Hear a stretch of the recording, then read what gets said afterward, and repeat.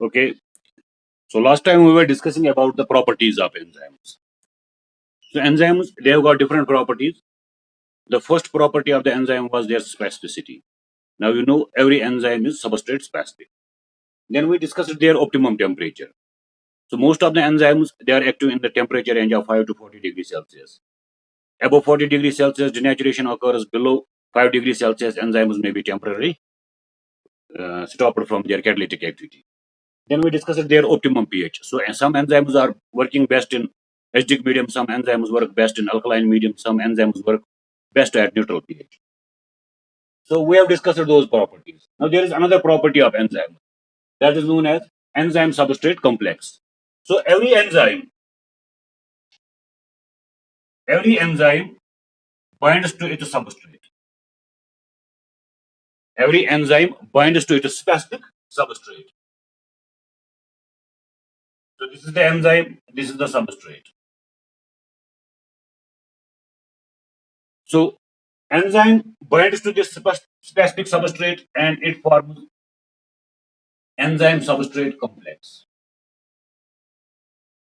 It forms enzyme substrate complex. This is known as enzyme substrate complex.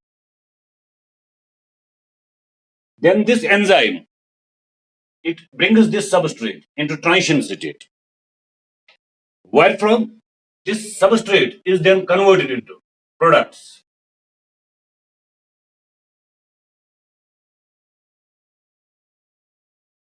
Now the substrate will be converted into its products. So this is enzyme, these are the products. And at the end of the reaction, the enzyme, it is released, it escapes unaltered. Enzyme escapes unaltered. And the substrate is changed into its products. Substrate is converted into its product. So every enzyme shows this property. Every enzyme binds to its substrate. When enzyme combines with the substrate, it forms enzyme substrate complex. Enzyme plus substrate, it is known as enzyme substrate complex.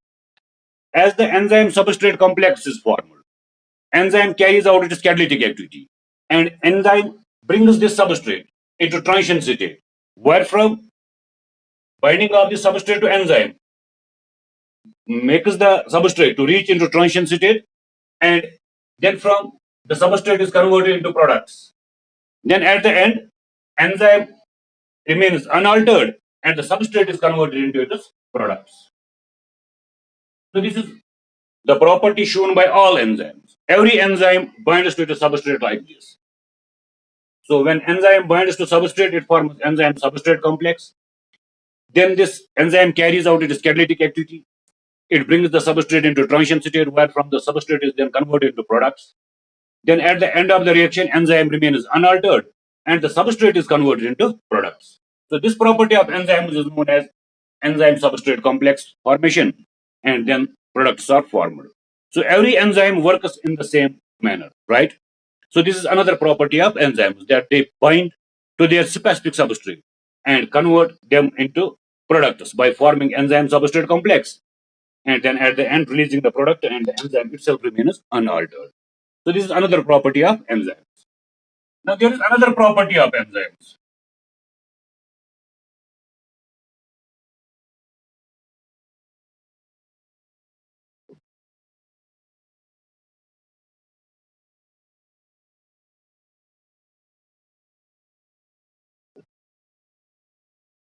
Now we will see what is the effect of substrate concentration. Substrate concentration on enzyme. इतना ही लिखो आप effect of substrate concentration.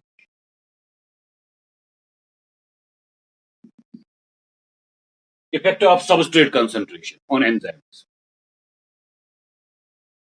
If we have got some enzymes, we add its substrate to it.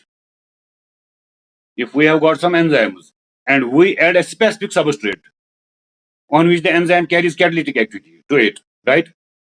So when we add the substrate in the beginning, we see that enzymes work fast and the velocity of enzymatic action, it is rising.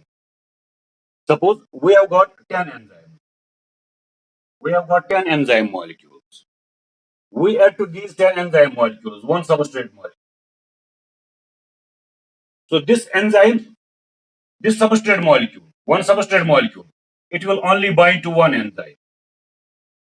Substrate molecule will bind only to one enzyme, right? And it is catalyzed, suppose in 1 minute. So we have 10 enzyme molecules and one substrate molecule. When we added this substrate molecule to these 10 enzymes, it will only bind to one enzyme. And 9 of the enzyme molecules, they will remain free. So this enzyme catalyzes the substrate into its product in 1 minute. Now we add two substrate molecules. They will bind to two enzymes. They will bind to two enzymes at the same time. Two substrate molecules will bind to two enzymes at the same time. We will have 8 enzyme molecules free, right? So these two enzyme substrate molecules, since one enzyme molecule takes 1 minute for its catalysis, so for two substrate molecules, these two enzymes will again take 1 minute for their catalysis, right? So in the beginning, one substrate molecule was catalyzed per minute. Now two substrate molecules are catalyzed per minute. Now if we add 3 substrate molecules, 7 enzyme molecules will remain free, only 3 will work, and they will also catalyze it. They will also catalyze these 3 substrate molecules into just 1 minute, right? So as we keep adding, now we have 10 enzyme molecules, we add 9 substrate molecules. It will again take just 1 minute for these enzymes to catalyze 9 substrate molecules. So in the beginning, with the rise in substrate concentration, we see that there is increase in the velocity of enzymatic action. First, one substrate molecule was only added, it was catalyzed in 1 minute. Then we added 2 substrate molecules, they were also catalyzed in 1 minute. We added 3 substrate molecules, they were also catalyzed in 1 minute. We added 9 substrate molecules, they were also catalyzed in 1 minute. So with the rise in substrate concentration, the velocity of enzymatic action was increasing. Then as we add 10 enzyme molecules, as we add 10 substrate molecules, they will be also catalyzed in 1 minute. So in the beginning of enzymatic action, we see that with the rise in substrate concentration, we feel the velocity of enzymatic action is enhanced. But then there will come a time when the velocity of enzymatic action does not increase any further. Suppose now we have got 10 enzyme molecules. To these 10 enzyme molecules, we will add 12 substrate molecules. So will it take just 1 minute or more than that? It will definitely take more than 1 minute, right? So first the 10 substrate molecules will be catalyzed in 1 minute. Then the remaining 2 molecules will be also catalyzed in 1 minute. So in total, it will take 2 minutes, right? So after a time, we feel that the velocity of enzymatic activity does not further increase. This point, where the velocity of enzymatic action is maximum, we call it as Vmax. Vmax for enzymes. The point at which the enzyme shows maximum catalytic activity with a rise in substrate concentration, we call it as Vmax, or it is also known as Mitchell-Menton constant.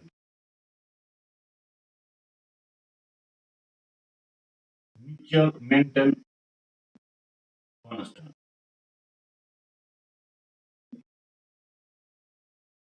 After reaching to Vmax, if we add more substrate molecules, we see that the velocity of enzymatic action does not increase any further. Why?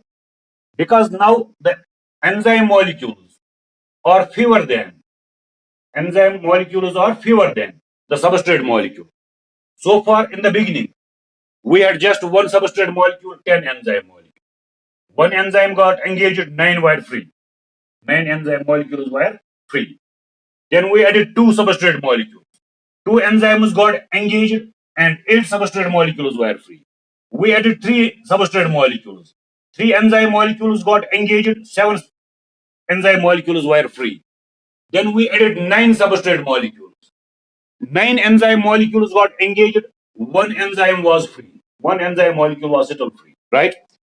Then we added 10 substrate molecules. All the enzyme molecules got saturated with the substrate, right? Then after this, if we add 12 enzyme substrate molecules, we have only 10 enzyme molecules. They will be saturated by 10 substrate molecules. And the 2 substrate molecules will remain in waiting. So when the enzyme will catalyze first the 10 substrate molecules, then as the enzyme gets free, then they have to catalyze further 2 substrate molecules. So it will take extra time, right? So so now what we have experienced. So when we add substrate to the enzymes, in the beginning we find that the velocity of enzymatic action goes on increasing as we add more and more substrate. Then a time reaches when the velocity of enzymatic action reaches to its maximum. That is known as Vmax or Mitchell-Menton constant, right? Then after that, if we add more substrate molecules, then we will see that there is no further rise in the velocity of enzymatic action. We will feel that there is progressive decrease in the velocity of the enzymatic action. Now enzymes will take more time for catalyzing these substrate molecules. Why? Why this happens? Because at this time, the number of substrate molecules, they are much more than the number of enzyme molecules. So if there are 12 substrate molecules, the enzyme will catalyze first 10 substrate molecules because we have only got 10 enzyme molecules. They will only bind to 10 substrate molecules. They will catalyze the first 10 substrate molecules. Then they will catalyze the remaining 2 substrate molecules, right? So enzyme will take more time for catalysis of the substrate. So this is the effect of substrate concentration on velocity of enzymatic action. So enzymatic action will be only fast till the substrate molecules are lesser than the number of enzyme molecules. Once the number of substrate molecules goes higher than the number of enzyme molecules, then there will be progressive decrease in the velocity of enzymatic action because now enzymes, they are not free. All the enzymes are fully saturated. Substrate molecules are more in number. So these enzymes will first catalyze the substrate molecules. Then they have to catalyze the remaining substrate molecule. So this is the effect of substrate concentration on enzyme action, right? After this, we are going to discuss enzyme inhibition.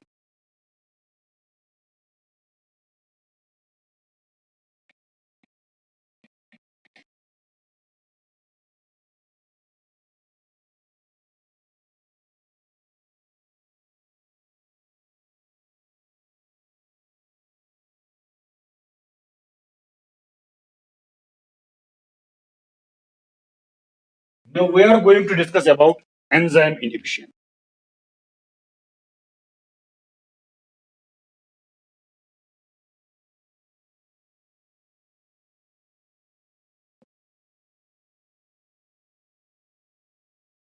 So the mechanism by which enzymes are stopped from their catalytic activity is known as enzyme inhibition. The mechanism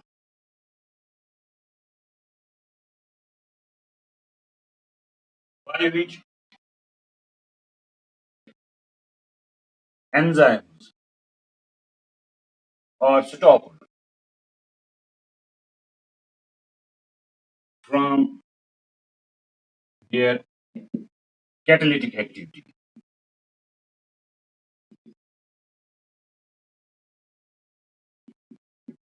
is known as enzyme inhibition. Is known as enzyme inhibition. Is known as mechanism of enzyme inhibition. Right? So what causes enzyme to get blocked? Why the enzymes stop their catalytic activity? How enzymes are blocked from their catalytic activity? So basically there are certain substances which are known as inhibitor. There are certain substances which act as inhibitor. So what is an inhibitor? Inhibitor is a substance. Is a substance which stops enzyme from its catalytic activity.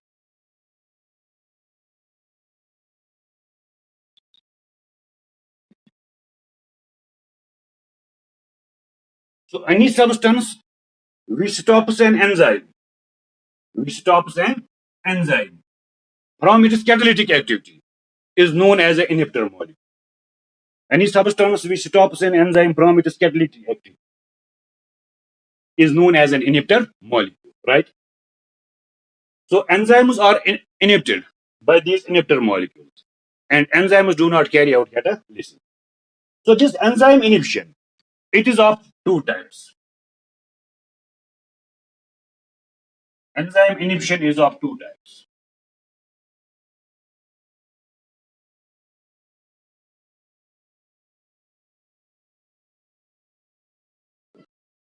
We classify this mechanism of enzyme inhibition into two types.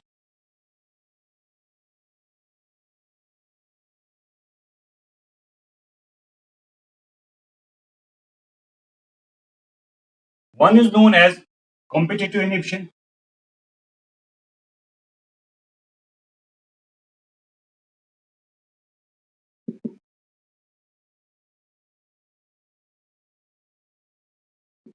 One is known as competitive inhibition. Another is known as non-competitive inhibition.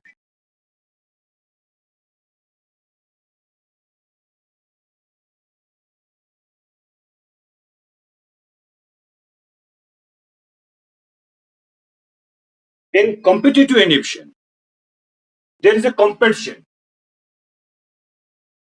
There is a competition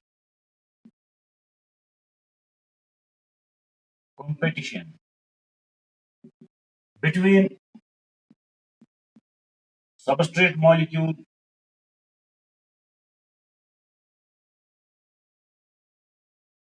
and inhibitor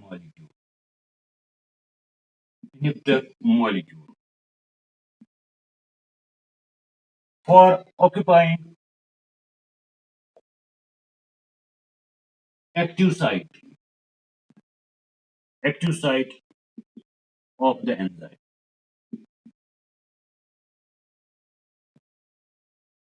So we have got an enzyme. This enzyme has got its active site. In competitive inhibition, there is its actual substrate. This is the actual substrate of the enzyme. And there is another substrate whose shape matches with the substrate shape, actual substrate shape. So this is the substrate. This is the inhibitor molecule. So you can see in the diagram, this inhibitor molecule, it resembles with the substrate molecule to some extent in its shape. And it is capable of binding to the active site of the enzyme, right? So when both the substrate molecule and inhibitor molecule are present together, then they compete with each other for occupying the active site of enzyme. So that is why we call it as competitive inhibition. So where the competition lies? So competition lies between substrate molecule and the inhibitor molecule, who resemble in shape and who have got the tendency, who have got the capacity of binding to the active site of enzyme. So both of them can bind to active site of enzyme, right? Now they compete, they fight each other for occupying the active site of enzyme. That is why we call it as a competitive inhibition, right? So inhibitor molecule and substrate molecule, they resemble to a greater extent in shape, and both of them have the capacity to bind to the active site of the enzyme, right? Where we see this competitive inhibition? This competitive inhibition, we see it in case of bacteria. You know, bacteria, they synthesize folic acid for their growth and reproduction. Folic acid is very much essential. In case of bacteria,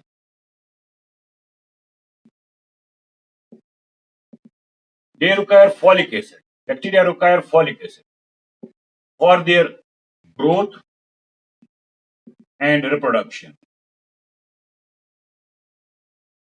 right? So where from bacteria get this folic acid?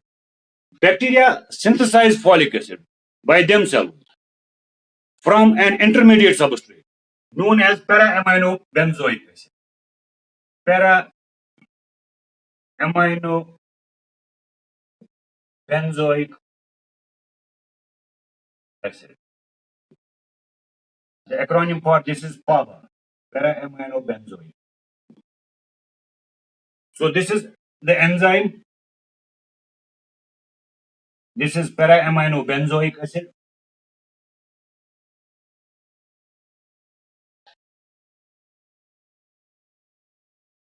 This is para-aminobenzoic acid, PABA.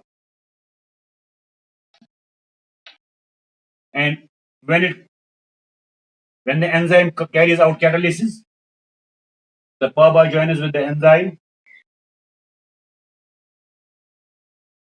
and it forms folic acid. Right? So when bacteria, for their growth and reproduction, they need folic acid. Where from they get folic acid? They synthesize folic acid themselves by the help of an enzyme. So they synthesize folic acid from para-aminobenzoic acid. So para-aminobenzoic acid combines with the enzyme and it forms folic acid. Now we can stop the growth of bacteria. We can control the growth of bacteria if we add a competitive inhibitor. There is a competitive inhibitor known as sulfonamide. This is a sulfonamide. Or we call them as sulfa drugs. So if we add sulfonamide to the bacterial colony, so far this bacterial colony was utilizing para-aminobenzoic acid. Now if we add sulfonamide to this colony in greater concentration, so the number of sulfonamide molecules are very much higher than the number of para-aminobenzoic acid molecules. So this enzyme, instead of binding to para-aminobenzoic acid, it will bind to sulfonamide because sulfonamide is in greater concentration. So here the active site of the enzyme will be occupied by the substance which is in greater concentration, right? If para-aminobenzoic acid is in greater concentration, it will bind to enzyme. If sulfonamides are in greater concentration, they will outnumber para-aminobenzoic acid molecule. And then the sulfonamide may bind to the enzyme. So this is a sulfonamide, it binds to the enzyme. And it occupies the active site of the enzyme. But this enzyme cannot catalyze this sulfonamide because it is actual substrate. It only bound to the substrate because of its resemblance, its similarity with the shape of active site. So this sulfonamide can bind to the enzyme, but then this enzyme cannot catalyze it. Enzyme cannot convert it into product. So no product is formed. There is no product formed. And the enzyme gets blocked. So this blocking of enzyme by a substance who resembles in shape with the actual substrate of the enzyme. This is known as competitive inhibition. We call it as competitive inhibition. Why competitive inhibition? Because both the substrates are present. Para-aminobenzoic acid is also present, sulfonamide is present. But sulfonamide is in greater concentration, para-aminobenzoic acid is in lesser concentration. So para-aminobenzoic acid has got least chances of binding to the enzyme because of their low concentration. Sulfonamides, they are in higher concentration. They have got greater chances of binding to the enzyme. Once the sulfonamide binds to the enzyme, it occupies the active site. Now para-aminobenzoic acid cannot bind. And enzyme gets blocked because this enzyme cannot catalyze the substrate. So when the substrate is not formed, that means folic acid is not formed. Bacteria die because of lack of folic acid. And we control the bacterial infection. So in old times, bacterial infections, they were controlled by giving a drug known as Septron. And this Septron was given in double strength. Doctors mostly prescribed us Septron DS. What was contained in this Septron DS? In this Septron DS, there were sulfonamides in very high concentration, double strength. DS means double strength. So Septron DS contained sulfonamides in very high concentration. So when we took these sulfonamides in very high concentration, they outnumbered the para-aminobenzoic acid. And instead of para-aminobenzoic acid, they got bound to the enzyme of the bacteria. and they stopped these enzymes from forming folic acid. And due to lack of folic acid, bacteria died, right?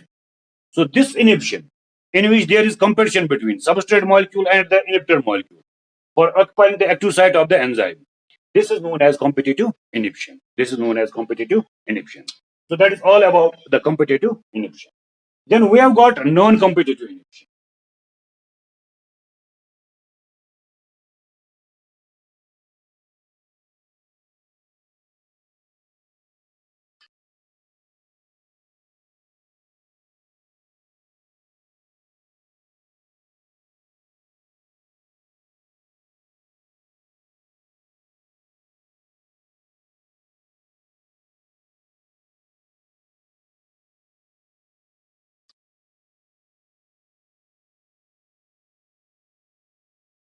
There is another mechanism of inhibition that is known as non-competitive.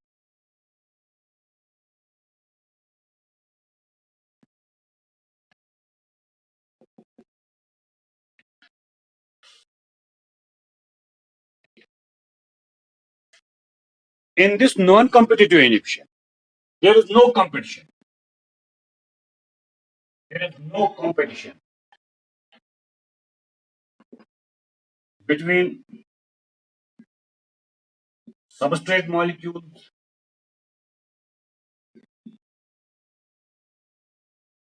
and inhibitor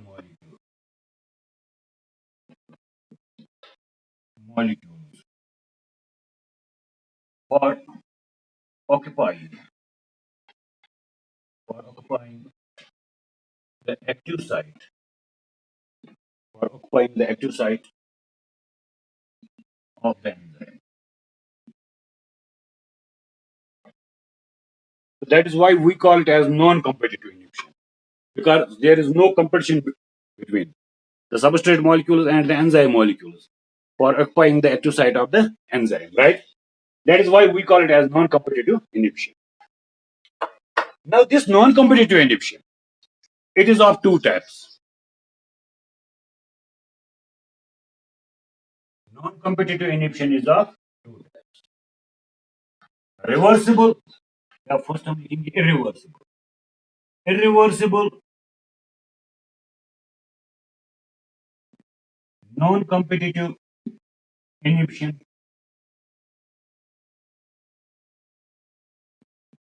Irreversible non-competitive inhibition and reversible non-competitive. Reversible non-competitive inhibition.